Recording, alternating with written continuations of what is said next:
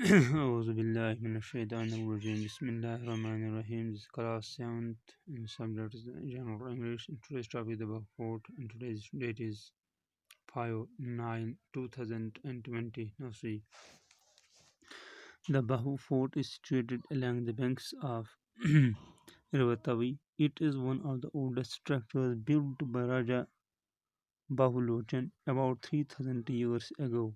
About 3000 years ago, the fort was repaired and partly constructed by the Dogra rulers. The fort is situated at a height of 325 meters, 1066 feet, opposite the old town of Jammu. The fort structure has thick walls made up of stones and lime. It has 8 octagonal towers. The first floor is lavishly built with arcs and decorated with floral design like a baradari. A temple in its premises, popularly called the Temple of Bhaviwali Mata, makes it also a place of religious significance. Every Tuesday and Sunday pilgrims throng the temple. The terraced gardens give a magnificent view of the city.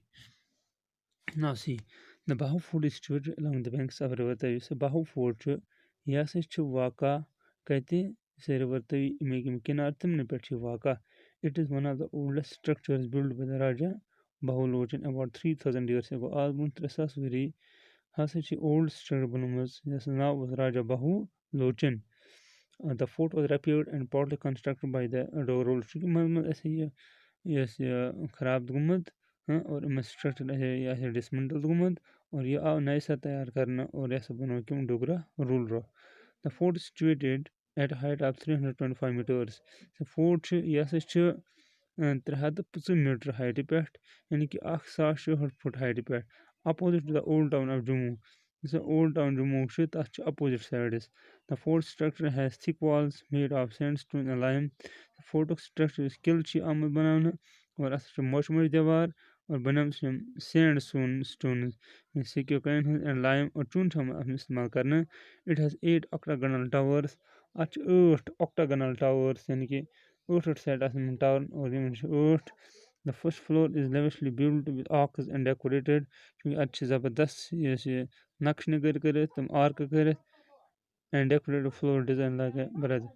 आज तुम post निशान ही बने बरादरी बना Cheam.